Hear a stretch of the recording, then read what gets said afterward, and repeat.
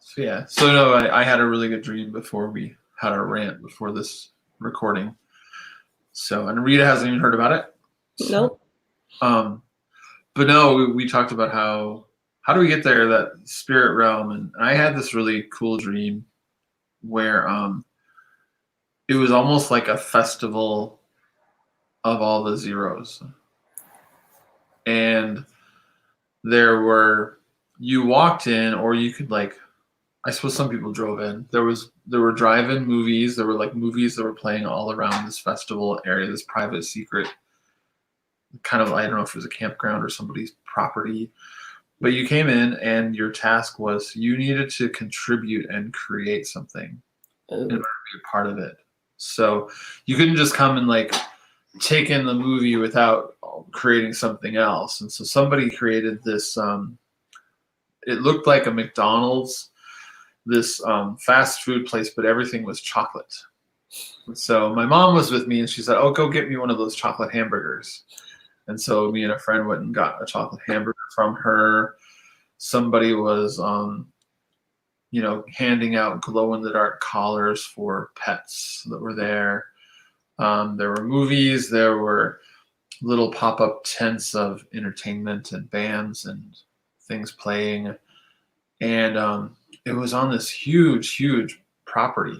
I mean, you could walk across it, but it would take a long time to go across all of it. But it was just people coming in. It was free, but not free. You had to like contribute something. You had to create your own creative thing to share with people, whether it was from the very small to the very grandiose.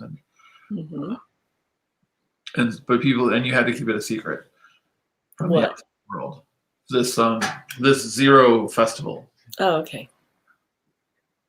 It was kind of secret, but there was a secretive aspect to it. So whoever was in there was, just told, we might move this the next time. What else happened in the dream? So in order for us to keep it, we have to keep the location secret. Yeah, there was a little covertness. It's a little cloudy, but the main things were like the crazy dry, like fast food chocolate hamburgers, and it was just zaniness. And there were 4 different movies that you could go to, bring a lawn chair, or I suppose drive there too, and Mm-hmm. golf carts, and people had interesting. Um, they were wearing different clothing, interesting clothing, colorful clothing. Hmm. So it was all, and I kind of after the dream thought, oh, this sounds like a 0-person festival, the Zero Fest. So yeah, I would go to that. yeah, it was fun. It was my dream after being out in public for a lot of things when things opened in Missouri. Yeah, and you said, where are my zero people? Yeah, where are they? So yeah, we should do a little cosmic dialogue on how do we get there and stay, or when we learned how to stay in the spirit realm more. Mm-hmm. Well, your dream is illustrating the love economy, or your spirit went there and experienced the love economy.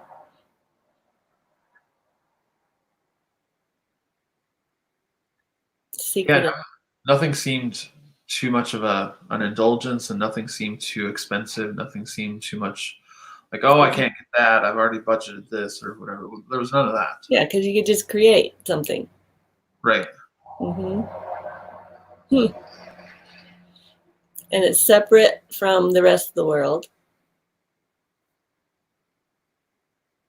Yeah, there was a big gate that they opened. Mm. Hmm. It was kind of hidden, like there were trees, but there was a big gate. Mm-hmm.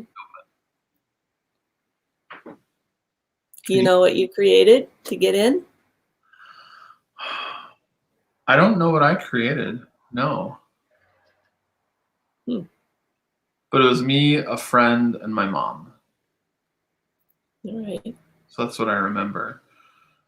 about that. And maybe we were doing a lot of things just for my mother, and that might have been what we were creating. Oh. Just creating a space for her. Mm-hmm. She doesn't walk. She wouldn't be able to walk the whole distance for everything, so she would have to take breaks. So, Mm-hmm. but yeah, I don't know. Don't know what my creative thing was. I'll have to go back into it, but Okay. yeah. So 5 years from now? Yeah, let's do 5 years. So what we have, well, we'll just start talking. So, Mm-hmm. do you want me to start? Okay. Okay.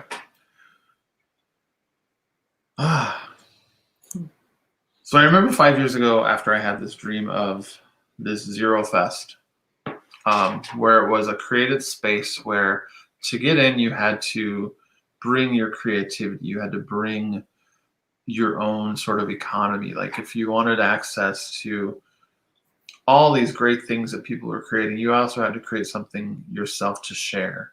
And so once you did that, you could do everything you wanted within this space, and the space would grow every time they would put it on. And yeah, it was a little secretive, but after it grew for so long, you couldn't keep it a really big secret because so many people were attending time after time. So it really kind of spurred things on about like how do we keep creating that space in our life continually.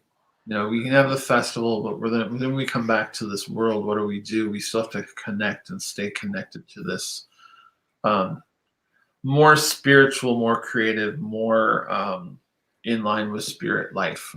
And sometimes it's an imaginative life, or sometimes it's a life that's more rooted in spirit or being connected more to God and angels and things like that, rather than the other side of the waking world.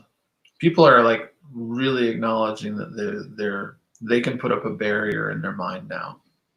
They can put up a barrier in their spirit and say, yeah, it's going to take a little bit for me to reach across to go over into this other realm just for me to get some groceries or some gas or some whatever for what I created. So it's a known thing that going out into that world can be a stress for some people and a trigger for some people still. It's been 5 years, but it's a known thing that some people are still in development to get themselves to where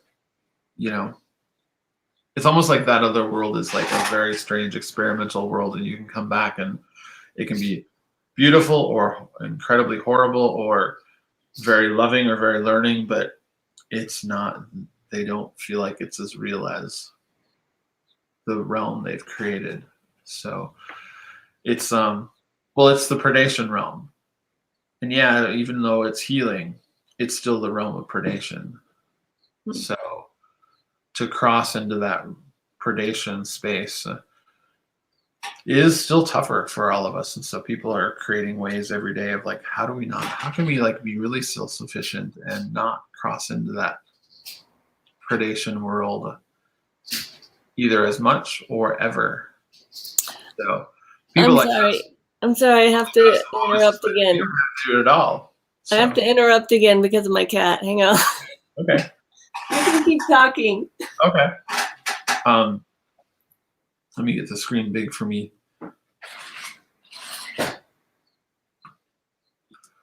And so the that predation world can be a little intimidating for people still.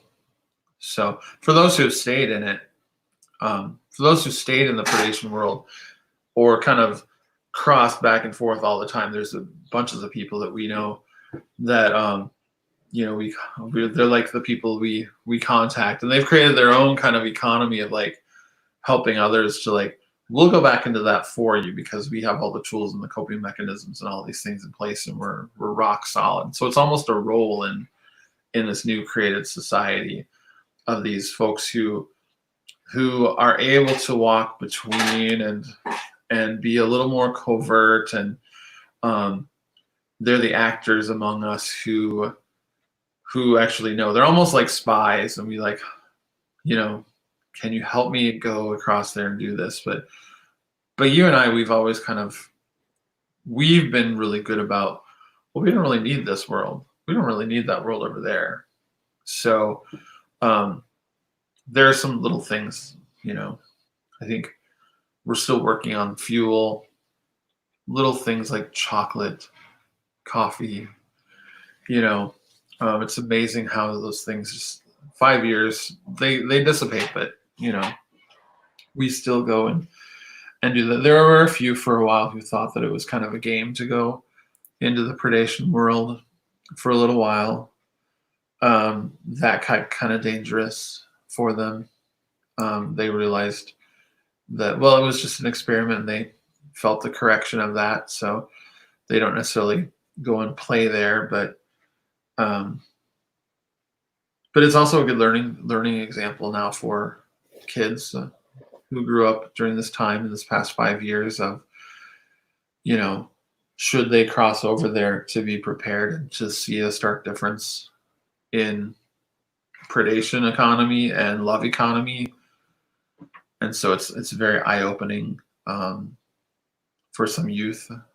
So I know that's, and a lot of us have to be there for them for just some emotional help with that. So it's never without its challenges. But I think, in 5 years, we've really created this interesting new, we still say new, even though it's not really new. It's almost like we have a parallel separateness. And it's really, we still keep it somewhat secret, but even the folks on the predation side know about us. And, some of us pay attention to what they call us and some of us don't. So, but crossing back is many times just not an option anymore. Why would we want to be a part of that world when we are fed so much spiritually, creatively, all of our needs are met? If we need a resource, we share in what we can create. And so that's the economy that creates a resource for something else to come in, and so it's, and it's not about like this cooperative, thing where everything is kept track of, I did this, so therefore I have this many credits, and therefore I need to exchange them for this kind of credit over here. I know that was one of the things early on that people were thinking of doing, but that crumbled apart right away, which was good. So, what did you experience coming back into this newly created zero festival created space after the festivals? Yeah, it was, there was just a why go back into the predation, and a sorrow that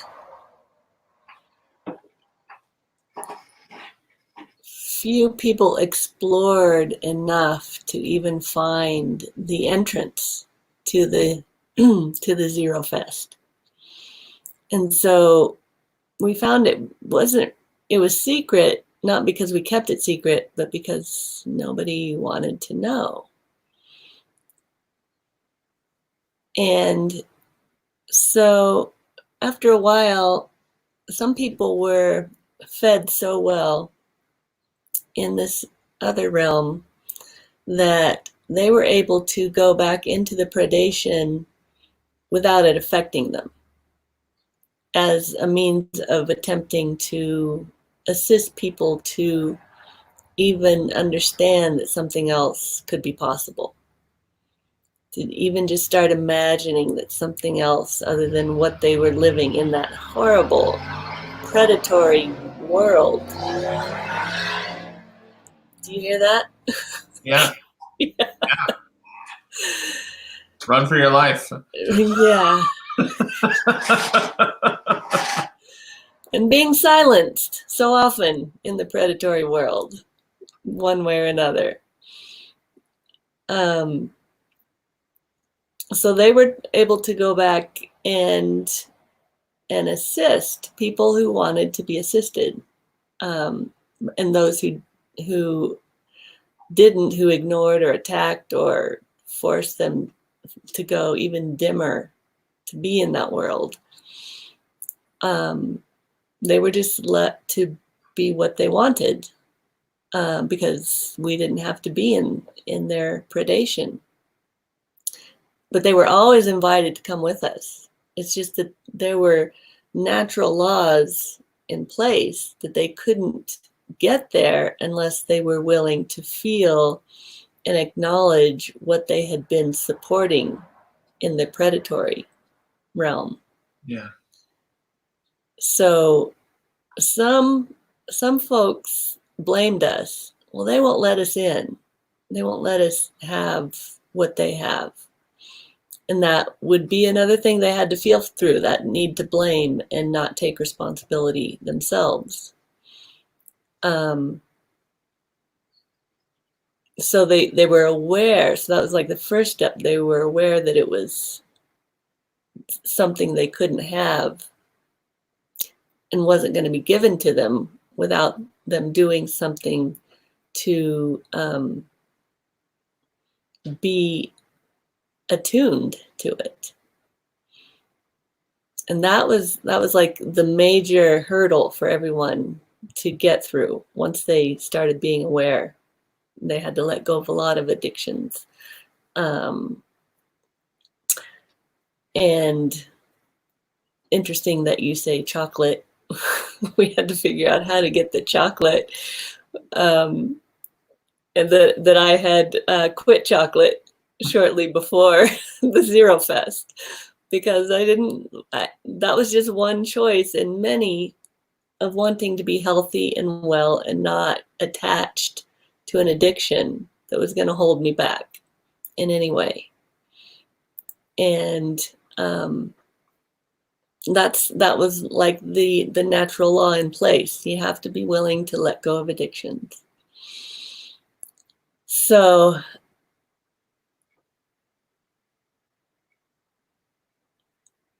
it's kind of hard to explain the process of staying in that realm of the love economy and the love society when we were in our physical bodies, because we could experience it in the spirit realm while we were asleep or in meditation, but to be on this earth and not be part of the predation, it's a paradox that is difficult to explain. Have you found any words? Although I started seeing people on the street corners with signs that said, "We will work for beauty." And that was something that I felt early on, as a vision I had before anybody was showing up doing it. And I thought, that's cool. Yeah, and I think if those signs were on the other side, people would think, we'll work for beauty. How vain is that? So, but in this realm, what their signs really mean is like, we will work and do everything for God, the spirit world, this realm, this created space that we're doing in co-creation with God for our own spiritual beauty, which also translates to our physical bodies. Yeah. So we find those things to be incredibly. When you said that, I haven't seen those signs, but that just sounds like, oh, no wonder. I would just hold up that sign. We'll work for beauty. Or even a sign that says, I'm grandiose.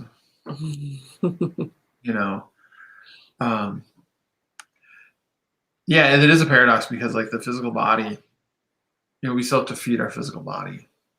Our physical body, which is our container on this earth and this planet, needs food, protection from the sun. It needs water.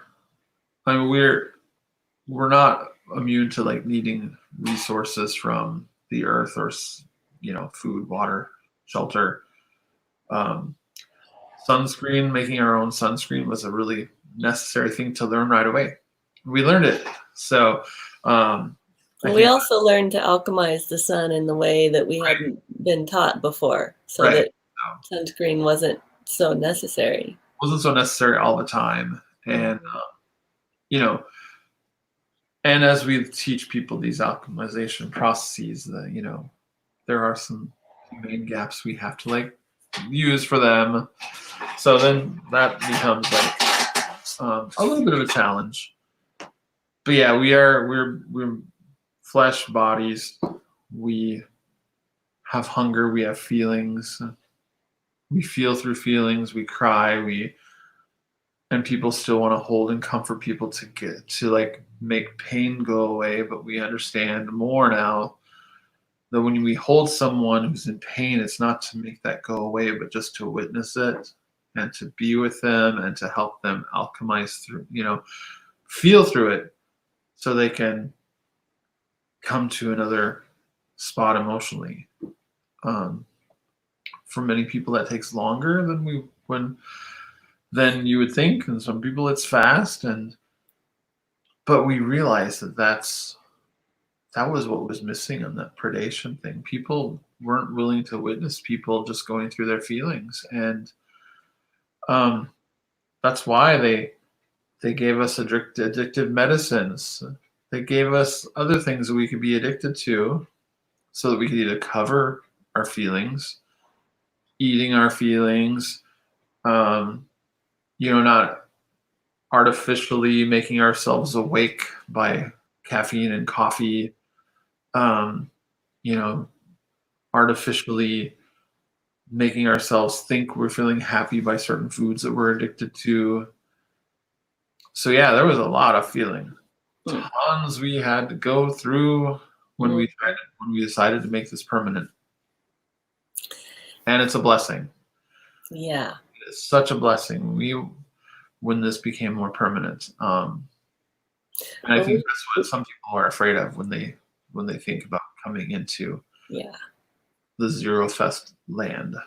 right. And somewhere along the line, we realized that our quiet and, my years of quiet and not engaging actually sped it up for everybody, because the world wasn't going to go through 8 years of quiet, not without some sort of uprising. And so it became easier to release addictions, but you had to choose to want to. You had to genuinely want to and feel through the feelings that come up when you're not getting your addiction fed. Yeah. But it didn't have to last 8 years for everyone. And that forced time of quiet during the pandemic was really a blessing for the whole planet, all of humanity. Even though it felt really awful, we realized that we were feeling a lot of feelings for the whole at that time, that we had been through some of this, and so that was our way of helping. We weren't exactly going back into it. We were just feeling and releasing some of the collective feelings for everyone. All throughout history, you can see stories of forced imprisonment creating massive faith. Mm-hmm. And so those were the folks that the folks that understood that were the ones who came over pretty quickly. Mm-hmm. We realized that it's a little, as more people come over here, and as the predatory cultures keep trying to keep their stronghold of the people there, that it's harder for folks now to do the kind of preparation that we did. We were able to, yeah, we did they have to be almost more covert, even more covert. We were just covert because no one's paying attention to us. Nobody paid attention. And that was a big gift. We realized that, wow, we had the hugest gift of like not having to be under a microscope by anyone. Yeah. We were frustrated then, but now it's like, wow, what a gift. We were able to like prepare and come over here really easily, through that. It's not as easy anymore, although there are pockets of people who are doing that, preparing, doing the same sorts of things. They have to be more secretive. They feel through the feelings almost at a 10 times the pace that we felt it. Ours is more frustration covered with all the other feelings. And but when you're in a predation society, like imagine you're in the society run by a king cobra that's starving. That kind of predator, and that predator is starving day by day. And that predator knows that he is starving day by day. What does that predator end up doing? That predator becomes more desperate and more unloving and more wanting to be self-gratifying. So in a way that shows a huge weakness. Yeah. More desperation, the more weaknesses there are. However, it's just they become much more unpredictable, almost maniacal onto scales unheard of. So it's tougher. It's much tougher for folks to do the kind of preparation we did. So. And it took an amazing amount of that maniacal behavior for the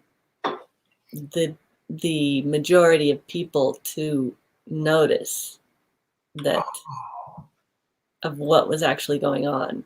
And that was shocking to me, how long that maniacal behavior and how much it had to increase for people to go, wait a minute, I don't agree with this.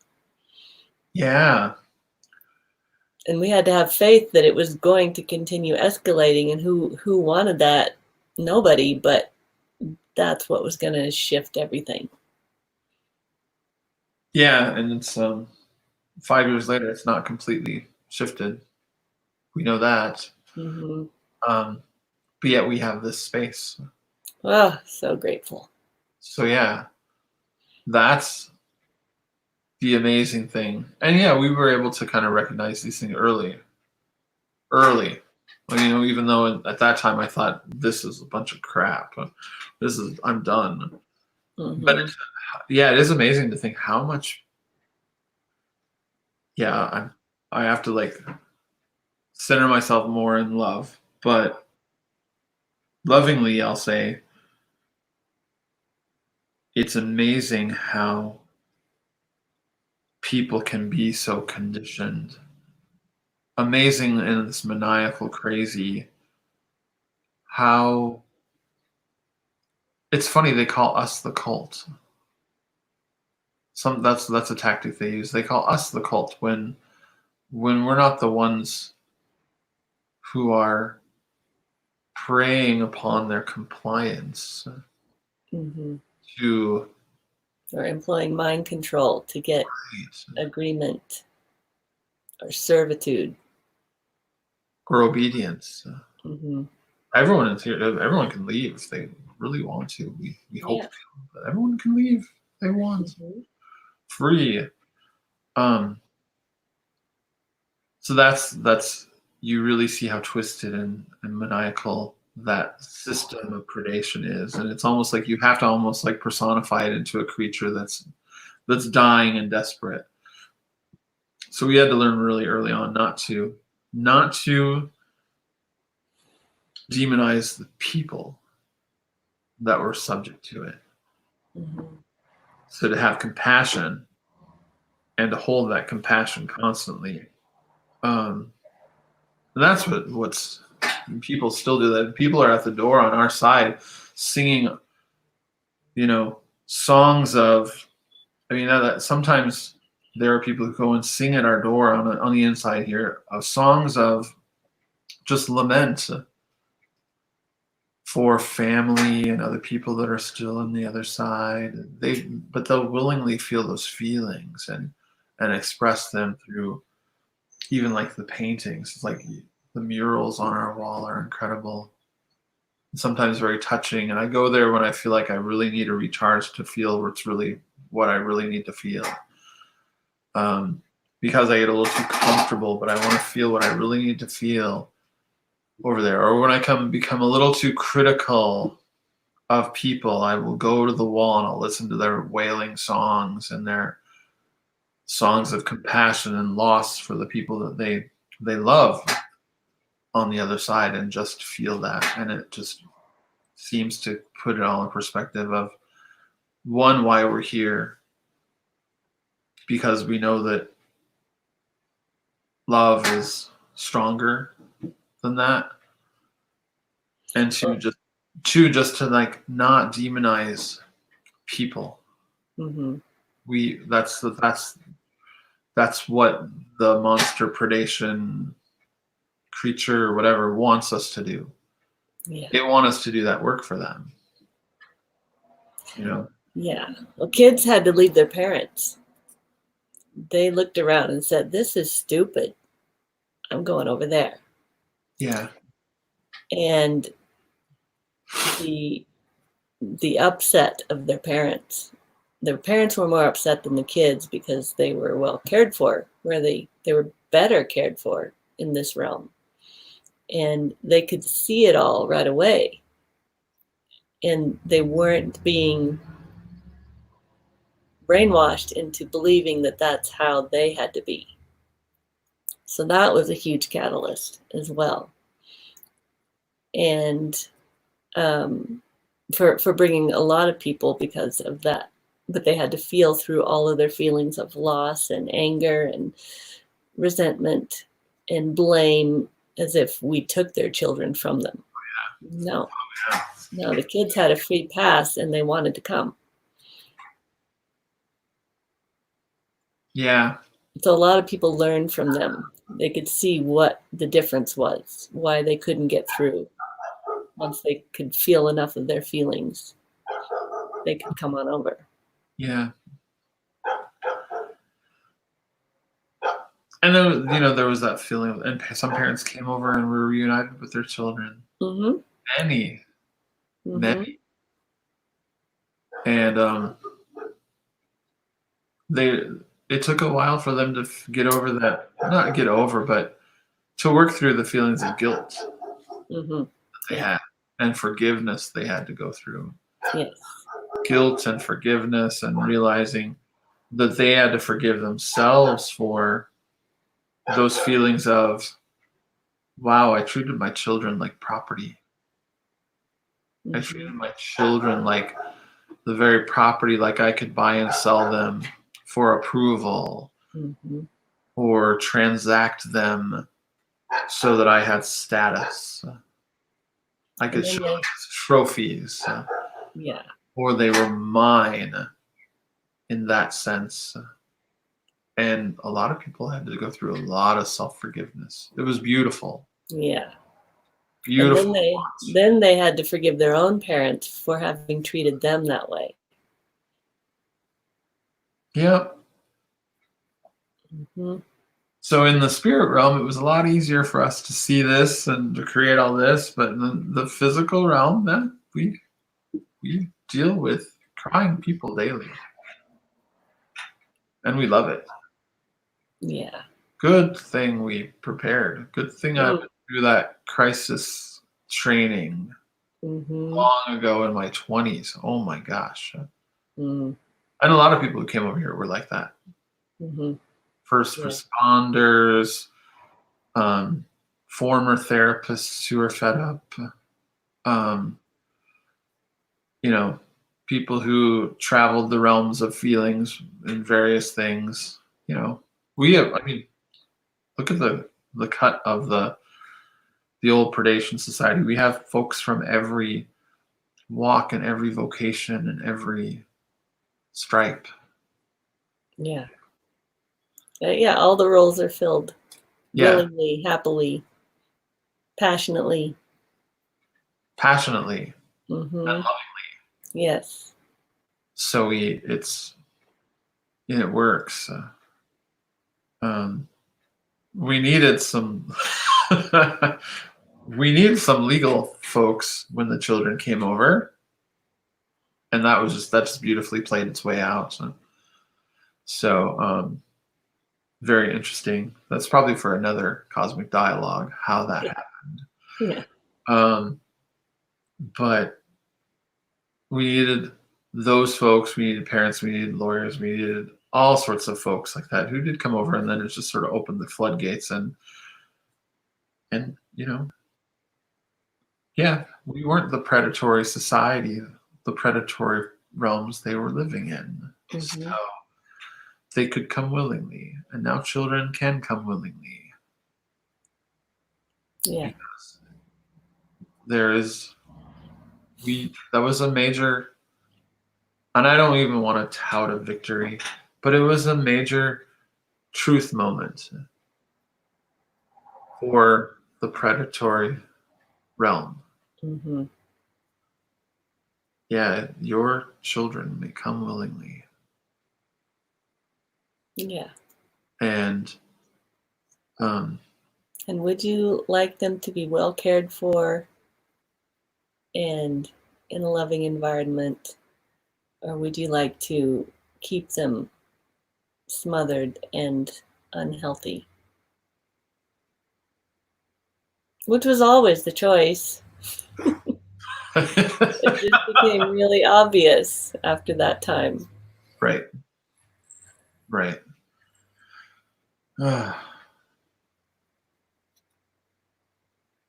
So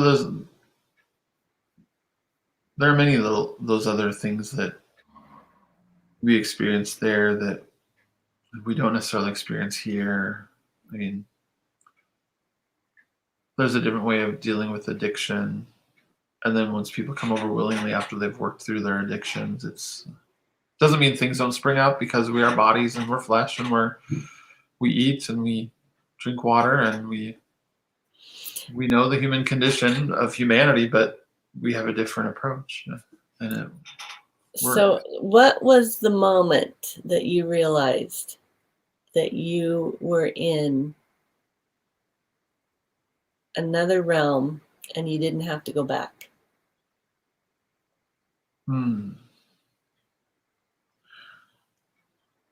There was a moment when my body just seemed to feel like it physically released something incredibly heavy. Hmm. And I think, and it's different for everyone, but some people have this similar experience where they feel like just from it's outside of your body, from head to toe, something just peels off of you. So there's a physical experience. That was a physical experience for me. Um, at least I could feel it as a physical experience. It was probably more of a spiritual being experience than a physical experience. But it was also a realm where a time where I had my own grief and my own wailing feelings to feel through. Mm-hmm. And Was it sort of like you couldn't keep them suppressed anymore? Right. It was far too painful, and it would have been self-destructive to keep Mm-hmm. those feelings in. Would have been self-destructive, and me being who I am, probably it just, and my body, my spirit were already in alignment to like not allow that to happen. So like there was like a spiritual portion where I was so already connected that there was really no allowing me to stay in the denial and um the holding those things in. Mm-hmm. It was, when it happened, it was just a waterfall cascade, and then there was a physical experience after that. Um, Clearing out euphoria, which I think was probably a precursor to that. The euphoria is something you feel after you grieve, because like, oh yeah, grief is over, and so you feel euphoria, but it's just an after symptom of your feelings. It's a defense that our body does, and our emotions do, that euphoria after crying. Mm-hmm. And once I felt like that whole spiritual weight falling, it was pretty physical experience. Mm-hmm. Then it was so much easier. I can't explain that. Yeah. But that was, You kind of have to experience it to understand what you mean. yeah. And so like to even like explain that to the other side of the world Mm. is a little, you can't really explain it to them. Yeah. Um, but I think too, I didn't want to go back when I finally, not finally, but when I saw all the beauty and all of the, um, it felt real. I mean, you knew it was real. You knew it was real from in your bones and in your spirit, and you're like, this is, yeah. I can't. It's hard to even interpret. And when it happened, it happened, and Yeah. all I knew was like this whole person transformation that um, kind of like recalibrated everything that was physical. Mm. Yeah. And how couldn't it? How couldn't it? Because everything that was spiritual was recalibrated already. Right. Just before that time, I was shown a vision of me like placing these little dots of light in a spiral circle around a person. And once all of them, it was like in a cylinder around them. And they were like maybe a foot apart from each other. And once they were all set in place around the person, little energetic wires were connecting each of them.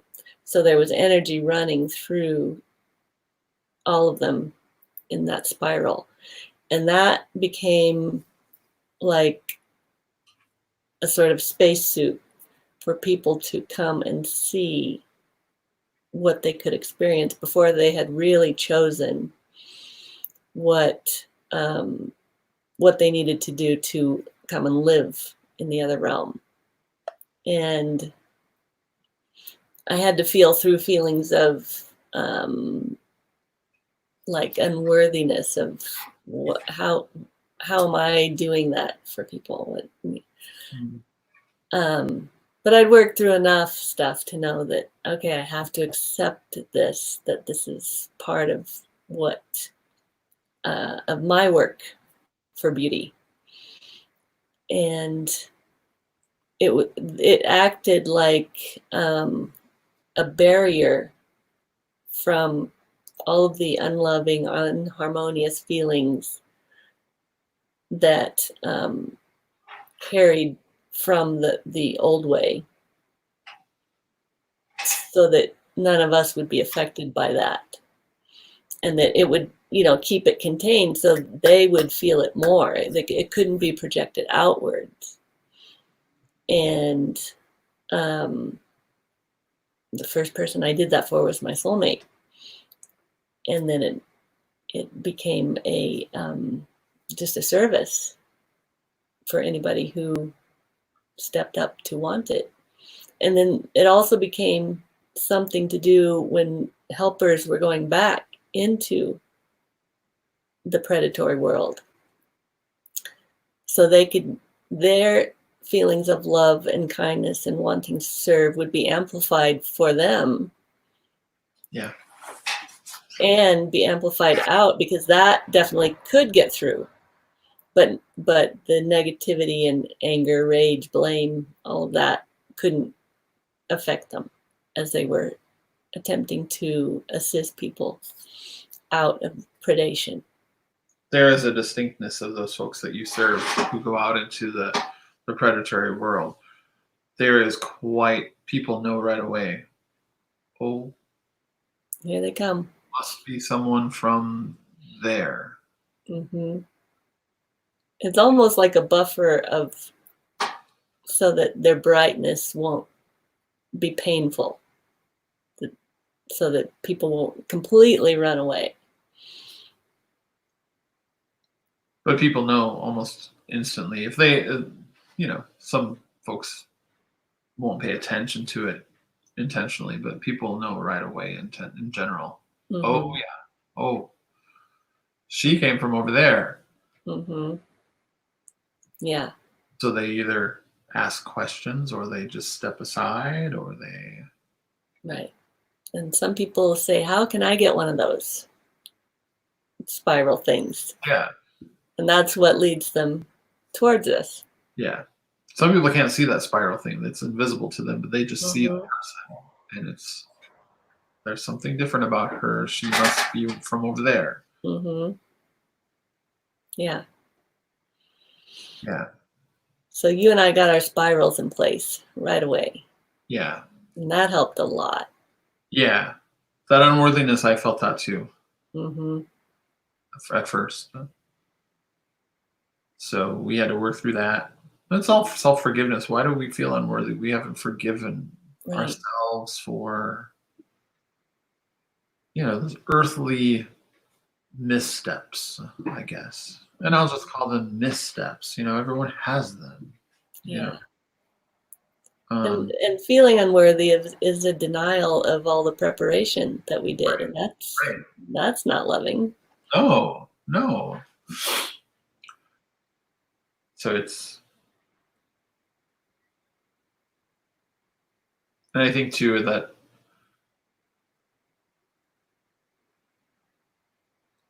yeah, we really did create those little technologies beforehand, the inverters, the dream chambers, the circles, yeah, the spiral protective suits. So they were well in place in the spirit realm. Yeah. Long before. We just had to bring them to the physical. So. And that what you just said is the key. Is we weren't escaping the physical. We were bringing the spirit realm to the physical. Spirit technology. Yeah. Well, that's another topic. We could talk about that. That's another cosmic dialogue, the new technologists. Right. Well, we'll talk about that sometime. Yeah, let's do. Yeah. Yeah, the new technologists and what they do daily. So exciting. It's so mind-blowing. It's so crazy. It's fun.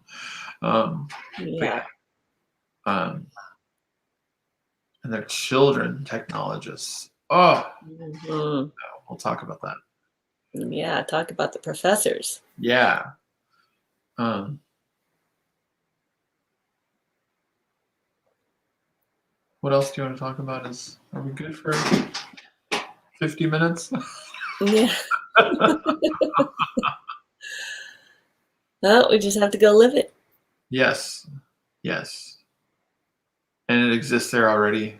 Hmm. And We just took a step closer, we did. or Excellent. several. Ooh, a leap. Hmm. All right. I'll end the recording for now. So.